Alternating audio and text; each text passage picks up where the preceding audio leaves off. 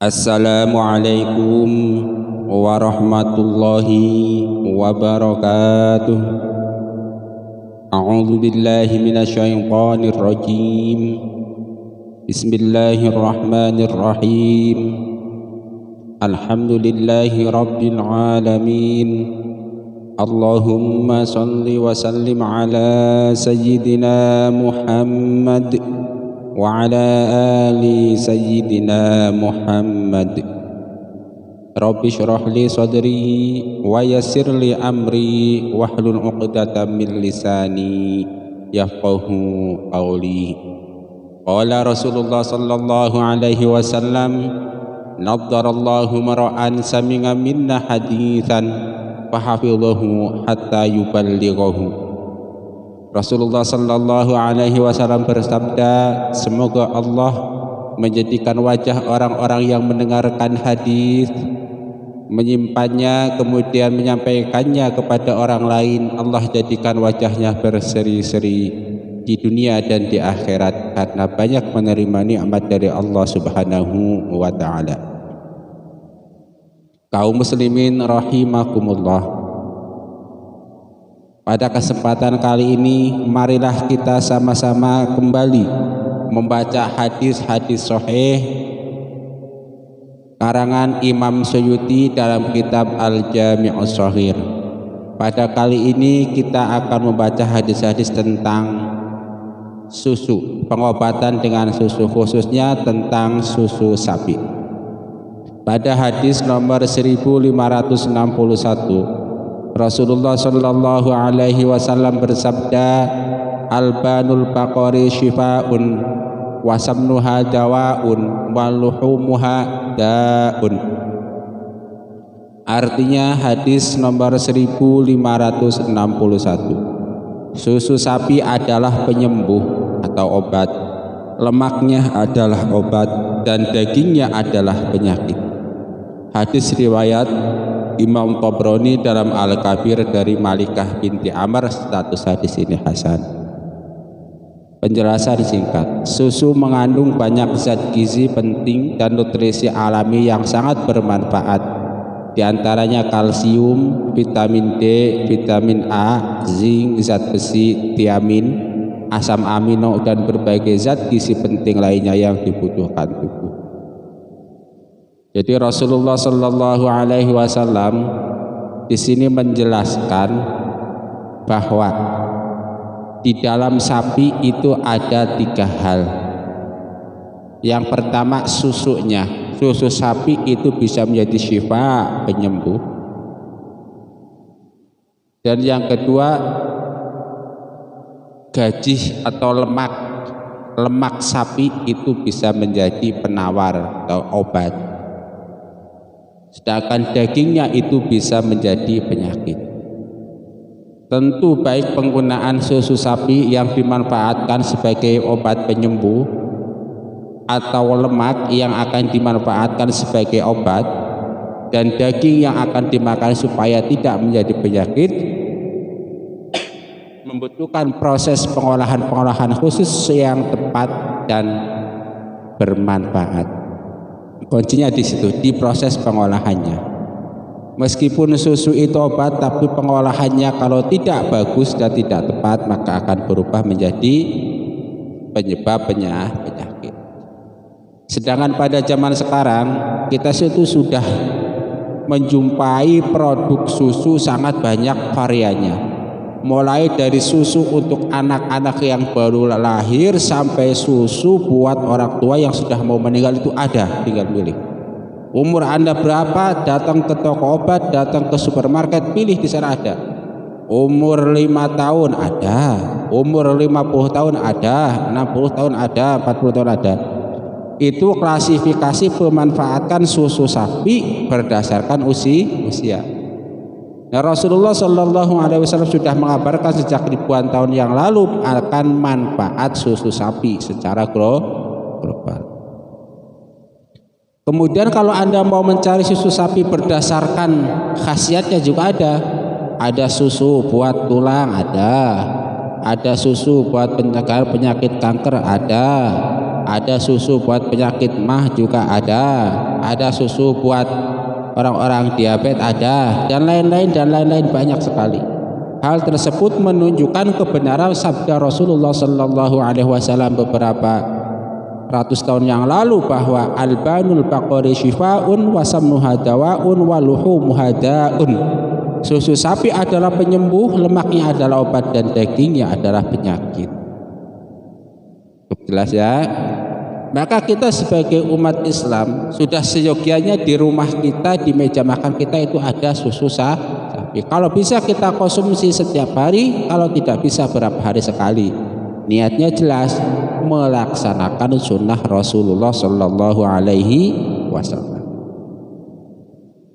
Seperti yang sering saya katakan bahwa mengkonsumsi atau berobat dengan herbal-herbal yang berdasarkan sunnah Rasul, ada hadisnya, ada Al-Qur'annya itu, selain melulu proses menjaga kesehatan, selain melulu proses menyembuhkan penyakit yang kita derita, juga ada proses ibadah di dalam. Ada proses menguatkan keimanan kita. Ingat, iman kita ini bertambah dan berkurang, dan salah satu cara memperkuat keimanan kita, menambah keimanan kita adalah dengan cara meminum susu sapi atau meminum susu kambing atau minum susu unta atau susu yang lain. Loh kok bisa? Iya, karena Rasulullah Sallallahu Alaihi Wasallam sudah bersabda bahwa susu sapi adalah obat penyembuh dan obat penyembuh. Lalu kita kenapa nggak meminumnya? Nggak percaya sama Nabi? Nggak percaya sehingga nggak mau minum susu? Nah tentu orang-orang yang percaya dia akan langsung membeli susu, diletakkan di meja makannya sebagai ungkapan bahwa Rasulullah, saya percaya atas ucapan Anda bahwa susu adalah obat, susu banyak manfaat. Nih buktinya, saya beli susu taruh di meja makan, kemudian saya minum setiap hari. Allahumma amin. Nah, orang-orang yang tidak percaya akan sebaliknya, nggak akan meminum susu. Nah, Anda bayangkan ketika susu kita minum, kemudian masuk ke dalam perut, di dalam perut dicerna, kemudian ditransfusikan melalui darah ke seluruh tubuh, ke otak, ke kepala, ke hati, ke jantung, ke seluruh tubuh. Kemudian selama itu susu ada di dalam tubuh kita, maka selama itu pula insya Allah menjadi saksi bahwa kita itu bagian dari orang-orang yang percaya atas sabda Rasulullah Sallallahu Alaihi Wasallam, albanul baqari shifaun wasamnuha dawaun waluhumuha daun. Susu sapi adalah penyembuh, lemaknya adalah obat, dan dagingnya adalah penyakit. Sudah, saya kira cukup jelas ya. Kita lanjutkan hadis berikutnya, kitab Jami'us Shahih karangan Imam Suyuti nomor 1781. Qala Rasulullah Sallallahu Alaihi Wasallam, innallaha ta'ala lam yadha' da'an illa wada'alahu shifaan. Fa'alaikum bi albanil baqar fa innaha tarummu min kulli syajar. Artinya hadis nomor 1781. Sesungguhnya Allah Ta'ala tidaklah menaruh penyakit terkecuali Dia menaruh obat untuknya. Oleh karena itu minumlah susu sapi, karena sesungguhnya ia makan dari setiap pohon. Hadis riwayat Ahmad dari Ibnu Mas'ud, status hadis ini sahih. Nah, pada hadis yang kedua ini Rasulullah Sallallahu Alaihi Wasallam menjelaskan kepada kita, Allah tidak akan mungkin meletakkan penyakit di muka bumi ini, tidak akan mungkin meletakkan penyakit pada diri seseorang terkecuali ia meletakkan juga obatnya. Apa obatnya? Nah, Rasulullah seakan-akan itu mengatakan bahwa salah satu obat dari penyakit yang ada di muka bumi ini, bahwa salah satu obat yang penyakit yang ada dalam diri kita ini adalah susu sapi itu. Nah, ini kalau kita pahami dengan mudah bahwa penyakit itu ada obatnya, apa sih? Susu sapi, begitu kira-kira. Tentu tidak semua penyakit bisa diobati dengan susu sapi, dibutuhkan keahlian tertentu untuk menentukan bahwa penyakit ini bisa diobati dengan susu sapi, penyakit ini tidak bisa diobati dengan susu sapi. Tetapi secara umum bahwa apapun sakitnya, cobalah minum susu sapi, mudah-mudahan Allah menyembuhkan penyakit kita semua. Allahumma Amin.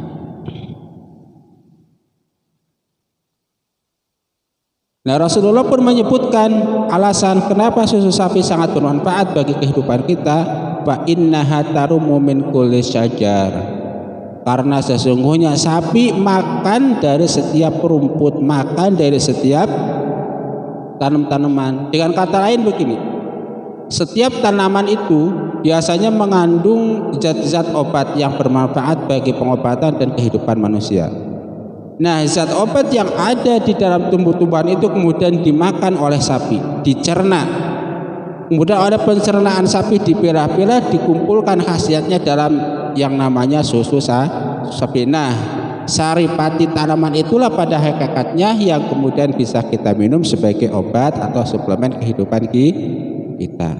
Itu salah satu alasan kenapa susu sapi berkhasiat, karena dia itu heterogen, banyak. Maka hampir semua tumbuhan dia makan, sehingga ya kompleks, mengandung banyak sekali zat-zat yang terkandung di dalamnya yang bermanfaat bagi kehidupan kita. Itulah bukti bahwa sabda Rasulullah, innallaha ta'ala lam yadh'an illa wa ta'ala syifaan wa 'alaikum bi albanil baqar fa innaha tarumu min kulli syajari. Nah, kalau dibahasakan dalam bahasa kita kira-kira, kalau ada penyakit minumlah susu sapi, karena susu sapi mengandung banyak saripati dari tanaman-tanaman yang mereka makan. Kira-kira begitulah penjelasan singkat.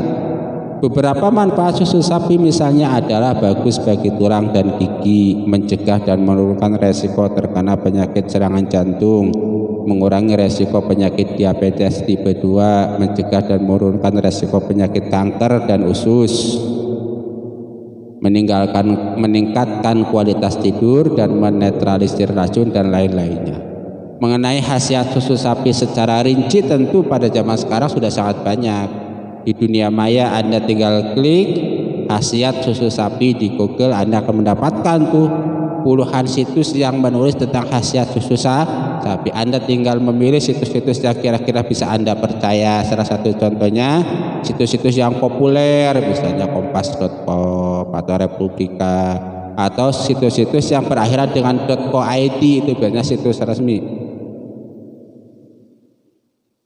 Atau Anda juga bisa membaca khasiat-khasiat susu sapi itu pada buku-buku yang saya yakin bisa Anda dapatkan di perpustakaan, di toko buku. Bahkan yang formatnya PDF pun sudah sangat banyak Anda bisa jumpai di Google itu. Mari kita lanjutkan pada hadis yang ketiga tentang susu sapi ini. Hadis nomor 1782,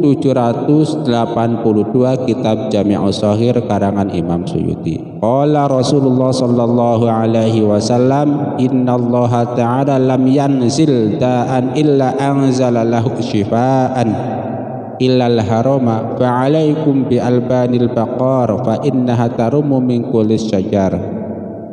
Artinya hadis 1782, artinya Rasulullah Shallallahu Alaihi Wasallam bersabda, sesungguhnya Allah Taala tidak menurunkan penyakit terkecuali Dia juga menurunkan penyembuhnya, terkecuali penyakit tua. Oleh karena itu minumlah susu sapi, karena sesungguhnya ia makan dari setiap pohon. Hadis riwayat Hakim dari Ibnu Mas'ud, status hadis ini sahih. Nah, pada hadis ini Rasulullah Shallallahu Alaihi Wasallam kembali menjelaskan bahwa Allah tidak menurunkan suatu penyakit terkecuali Allah menurunkan juga obatnya. Sehingga tugas kita adalah mencari, ketika ada penyakit turun di wilayah kita, ada penyakit yang turun di dalam diri kita, maka kita cari di mana nih kira-kira turun obatnya, kan begitu. Sampai menemukannya, dan ketika obat tersebut bertemu dengan penyakitnya, insya Allah Allah menyembuhkan penyakit kita. Allahumma amin. Illal haroma, terkecuali ada satu yang Rasulullah Shallallahu Alaihi Wasallam serupakan dengan penyakit yang tidak ada obatnya, yaitu penyakit tua. Ya, setelah kita tua nggak ada lagi tuh obatnya kecuali kematian. Dengan kata lain, kita itu berproses. dari mulai dalam kandungan, lahir, kemudian menjadi bayi, kemudian beranjak menjadi anak-anak, menjadi remaja, dewasa, kemudian menjadi orang tua, kemudian menjadi tua sekali, kakek nenek. Udah, setelah itu nggak ada fase lagi setelah tua kecuali fase kematian. Itulah kenapa bahwa umur tua itu diumpamakan oleh Rasulullah SAW seperti penyakit yang tidak ada obatnya, karena nggak ada lagi setelah tua kecuali kematian. Fa'alaikum bi albanil baqar fa innaha tarumu min kulli syajar.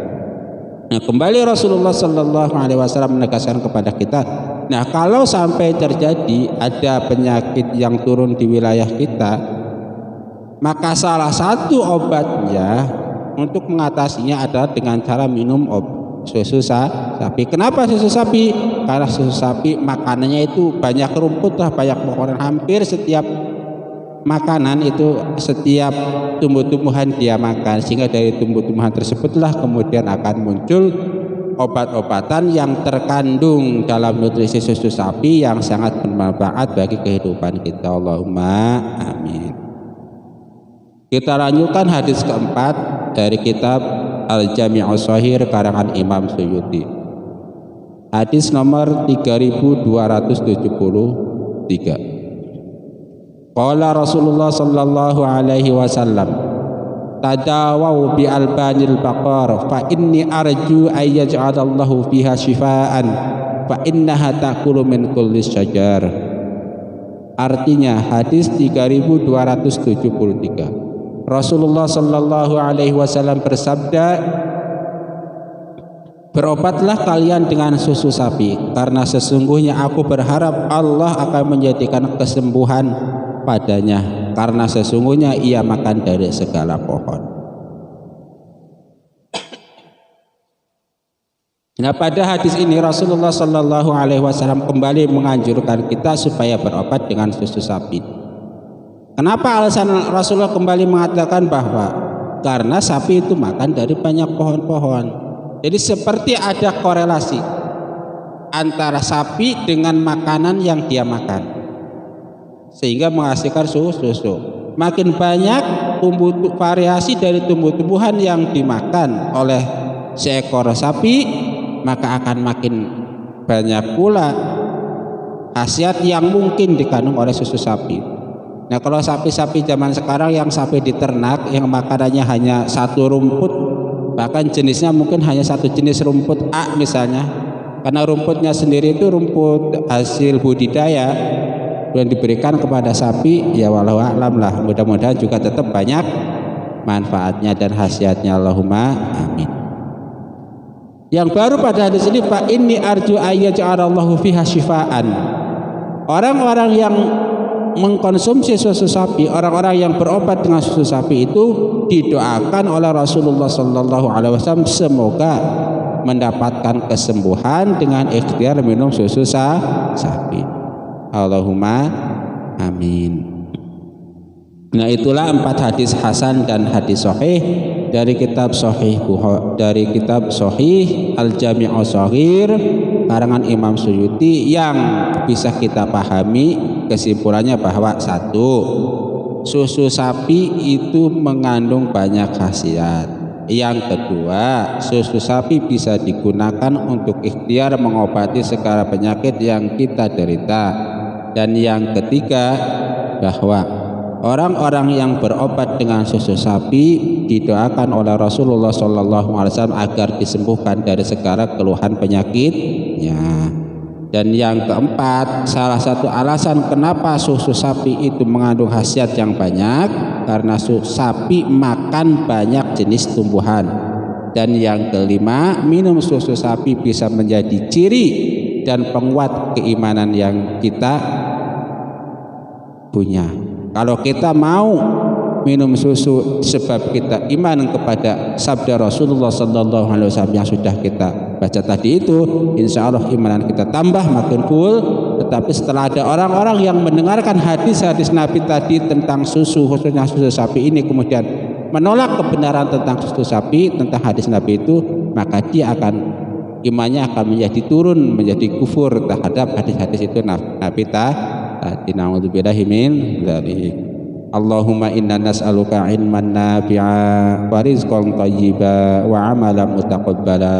Allahumma inna na'udzubika min ilmin la yanfa' wa amalin la yurfa' wa du'ain la yusma'. Rabbana taqabbal minna innaka antas sami'ul alim wa tub 'alaina innaka antat tawwabur rahim. Subhanakallahumma wa bihamdika asyhadu an la ilaha illa anta astaghfiruka wa atubu ilaik. Wal 'afwa minkum wassalamu alaikum warahmatullahi wabarakatuh.